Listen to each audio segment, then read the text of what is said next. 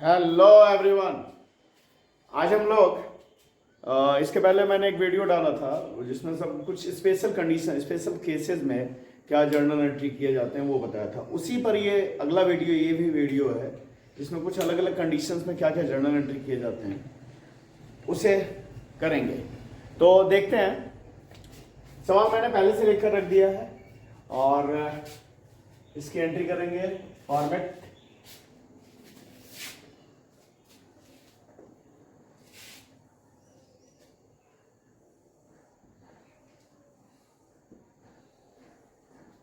ये रहा पहला कॉलम डेट का, दूसरा पार्टिकुलर, तीसरा लेजर फॉलियो और अमाउंट के दो कॉलम डेबिट और क्रेडिट। जो दो है वो तो पीछे का जो वीडियो डाला था माल चोरी हो गई या माल का किसी तरह से नुकसान हो गया उसी से रिलेटेड दो एंट्री और हैं। एक तो है जिसके बारे में मैंने पहले भी आपको बताया कि stolen by an employ, cash 10,000, goods 15,000। एक एम्प्लॉय एक कर्मचारी 10,000 रुपए नगद और गुड्स 15,000 रुपए की चोरी कर देता है। तो इसके लिए एंट्री क्या होगा? तो होगा पहला loss by theft, account debit. ये loss by theft, loss by fire, इस पे मैंने इसके पहले भी वीडियो डाला है तो उसमें सारा डिटेल में बताया गया। तो उसमें से एक ये मुझे लगा कि इसको भी कि इसका भी एंट्री होना चाहिए कि अगर चोरी हुआ सामान हमारे पास वापस आ जाता है तो फिर क्या एंट्री होगा। तो इसके बारे में यहाँ पे करके देखते हैं, उसके बाद आगे देखेंगे। और ऐसे अगर पूरा सारा डिटेल में जो लॉस नुकसान हो जाता है गुड्स का अलग अलग कारणों से, चोरी होने से, जल जाने से, रास्ते में खो जाने से, उस पर इसके पहले वाला वीडियो में मैंने बताया। उसी का एक एंट्री ये हमने लिया है जिसमें कि चोरी हुआ माल हमें वापस मिल जाता है तो फिर क्या एंट्री करेंगे उसके बारे में बताने के लिए एंट्री ले लिया हमने ये दो। तो stolen by an employ, cash 10,000, goods 15,000। तो लॉस बाय थेफ्ट टोटल कितना? 10,000 रुपए नगद और 15,000 रुपए कैश मिलाकर 25,000 रुपए का चोरी हुआ है। टू कैश कितनी चोरी हुई है? तो कैश अकाउंट 10,000 और टू जो गुड्स के लिए हम परचेज को क्रेडिट करेंगे, purchases account 15,000। being cash and goods were stolen away।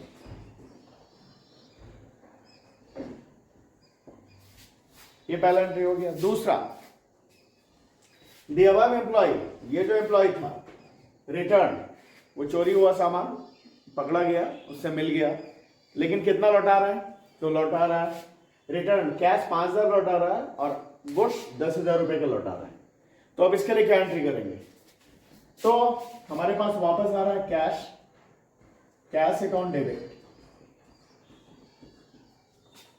Cash 10,000 चोरी हुआ था जिसमें से 5,000 रुपए हमारे पास वापस आ रहा है और गुड्स 15,000 रुपए की चोरी हुई थी जिसमें से 10,000 रुपए की गुड्स वापस। Purchases account debit 10,000। तो भाई 25,000 की चोरी हुई थी, 15,000 के गुड्स और 10,000 कैश, 25,000 गुड्स। इसमें से 5,000 का हमें 5,000 रुपए नगद हमें वापस मिल जा रहा है और 10,000 का गुड्स भी हमें वापस मिल जा रहा है। तो क्या किया हमने? कैश 5,000 से डेबिट किया और परचेजेस को 10,000 से डेबिट किया और बाकी जो रह गया 25 के जगह 15 मिल जा रहा है। 25 की चोरी हुई थी कुल मिलाकर कैश और गुड्स मिलाकर, जिसमें से 15,000 का हमें सामान वापस मिल जा रहा है, कैश 5,000 और 10,000 का गुड्स। तो बाकी तो जो 10,000 है वो हो गया profit and loss account debit. कितना? तो 10,000। To loss by theft, to loss by theft account कितना? 25,000। being cash, partly cash and goods were returned by employ, इसने चोरी किया था, वो ये वापस कर दे रहा है। तो क्या हुआ, पहले चोरी हुई, हमारा सामान चोरी हो गया था और उसमें से कुछ फिर वापस आ गया। तो चोरी होने की एंट्री ये, और उसके अंदर उससे जो कुछ वापस आ गया उसके लिए हमने ये सेकंड एंट्री किया है। ठीक है, तो ये समझ में आ गया होगा उम्मीद है। क्या किया था चोरी होने का, loss by theft account debit 25,000 to cash, हमारा कैश चोरी हुआ था 10,000 रुपए, और परचेजेस टू गुड्स हमारा 15,000 रुपए का चोरी हो गया था। और वापस जो मिला है, तो कैश मिला है 5,000, तो कैश को हमने 5,000 से डेबिट किया, और गुड्स हमारा 10,000 का मिला, तो परचेजेज अकाउंट डेबिट 10,000 किया, और बाकी जो 10,000 रह गया, 25 में 15 का सामान मिल गया, तो 10,000 हमारा लॉस है, तो profit and loss account debit किया हमने to loss by theft account. ये हो गया। अब अगला देखते हैं,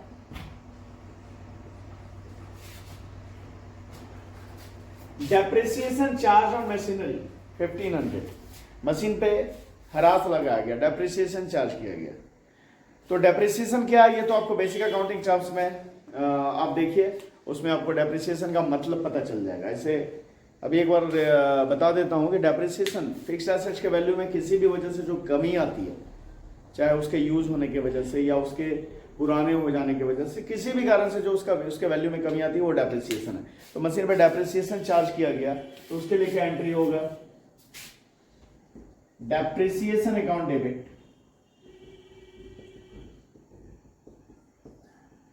टू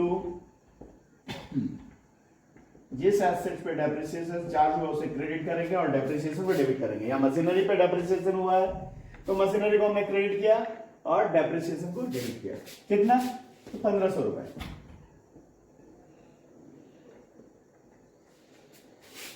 बिंग डेप्रिसिएशन चार्ज, ये हो गया। एक और देखते हैं, ये डेप्रिसिएशन का हो गया, डेप्रिसिएशन चार्ज ऑन मशीनरी। उसके बाद depreciation charge on plant at the rate of 10%। यहाँ पे डायरेक्ट डेप्रिसिएशन का अमाउंट दिया हुआ था, तो हमने कर दिया depreciation account debit to machinery, वो 1,500 रुपए जो अमाउंट दिया इतने का डेप्रिसिएशन, और यहाँ पे दिया हुआ परसेंट की इतना परसेंट डेप्रिसिएशन चार्ज किया गया। तो फिर हमें यहाँ पे प्लांट का वैल्यू पता होना चाहिए, तो प्लांट का वैल्यू दिया हुआ रहेगा जरूर। कोई भी एसेट पे अगर परसेंट में डेप्रिसिएशन दिया रहेगा, तो फिर उस एसेट का वैल्यू दिया रहेगा। तो एसेट का वैल्यू कितना, प्लांट है 20,000, तो उस पर कितना है डेप्रिसिएशन 10%, तो 20,000 का 10%, 20,000 का 10% कितना हो गया, 2,000। तो हम इस 2,000 का, इस 20,000 का कुछ नहीं करना है, 20,000 का 10% डेप्रिसिएशन हुआ, हम डेप्रिसिएशन की एंट्री कर रहे हैं, तो हमारा एंट्री होगा इस 2,000 रुपए के लिए depreciation account debit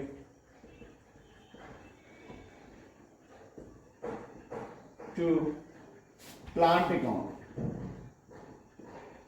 2,000 being depreciation charged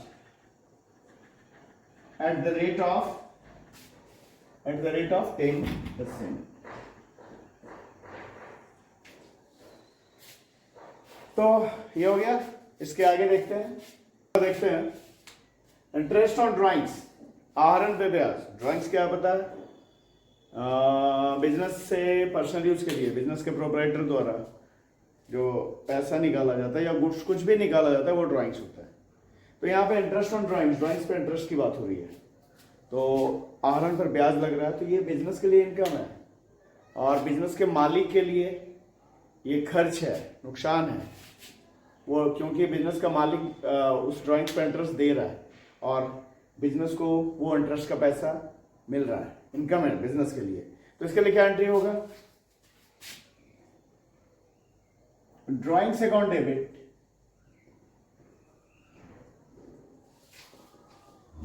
to interest on drawings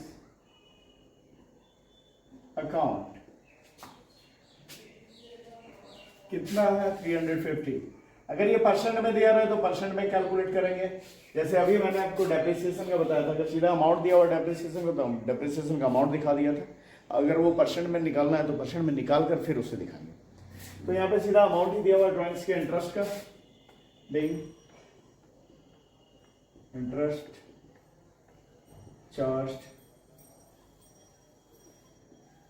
on drawings। दूसरा है इंटरेस्ट ऑन कैपिटल। अभी मैंने बताया आपको कि इंटरेस्ट ऑन ड्राइंग्स बिजनेस के प्रोपराइटर के लिए खर्च है और बिजनेस के लिए इनकम है। उसी का उल्टा इंटरेस्ट ऑन कैपिटल बिजनेस के लिए खर्च है और बिजनेस के ऑनर के लिए वो इनकम है। तो इसके लिए एंट्री होगा interest on capital account debit to capital account 950 being interest on capital allowed। Interest on drawings से ड्राइंग्स बढ़ेगा और इंटरेस्ट ऑन कैपिटल से कैपिटल बढ़ेगा।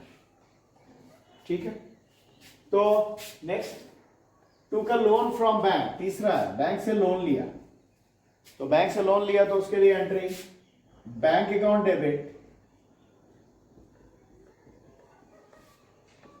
To bank loan account 40,000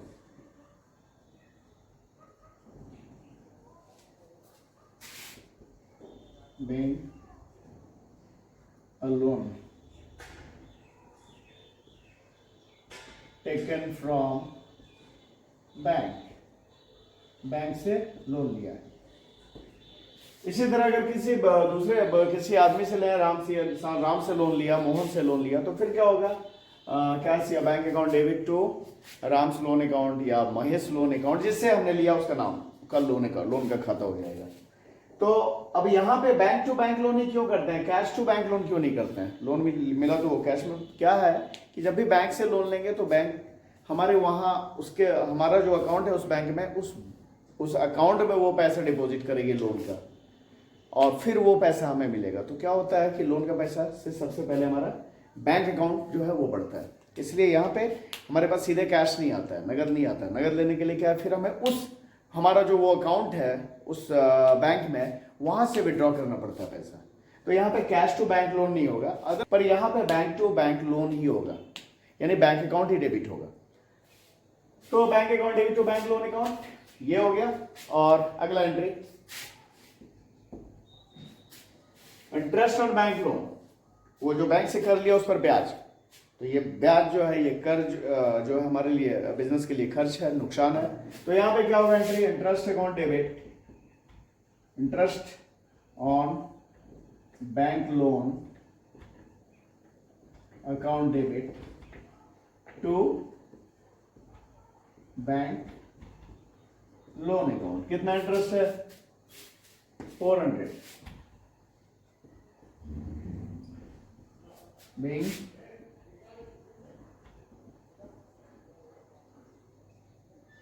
interest charged by bank on loan। तो ये हो गया। और ये दो एंट्री है, इसे देखते हैं। अगला देखते हैं purchase cement 1,50,000, bricks 2 lakh and sand 25,000 for construction of building. Building बनाने के लिए बिजनेस में हमने सीमेंट खरीदा, ब्रिक्स खरीदा और बालू सैंड खरीदा। तो यहाँ पे हम ऐसा नहीं कि cement account debit, bricks account debit, sand account debit, ऐसा नहीं करेंगे।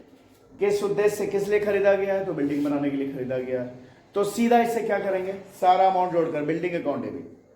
अल्टीमेटली क्या हो रहा है, ये सारा लग करके हमारा बिल्डिंग खड़ा होगा, हमारा जो प्रॉपर्टी खड़ा होगा वो बिल्डिंग होगा। तो यहाँ पे क्या करेंगे, सीधा ही बिल्डिंग अकाउंट डेबिट करेंगे। हो सकता है छड़ खरीद लिया हमने, तो वो भी क्या होगा, बिल्डिंग अकाउंट। जितना सारा सामान, जितना लेबर का खर्चा जो भी आएगा उस बिल्डिंग को बनाने में, वो सारा के लिए बिल्डिंग अकाउंट को डेबिट करेंगे। तो यहां पे क्या करेंगे, एंट्री क्या होगा हमारा एंट्री होगा building account debit,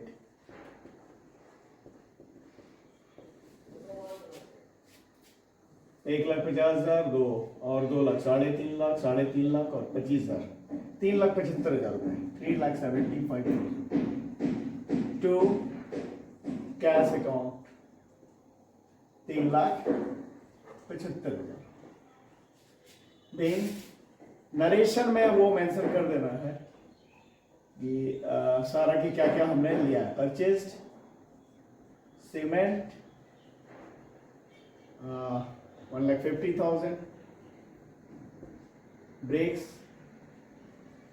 2 lakh and sand 25,000 for building बनाने के लिए ये सारा सामान हमने लिया है, तो इससे बिल्डिंग अकाउंट डेबिट हो जाएगा। अगला machinery purchase 20,000 and it's installation charge 2,000 पे होगा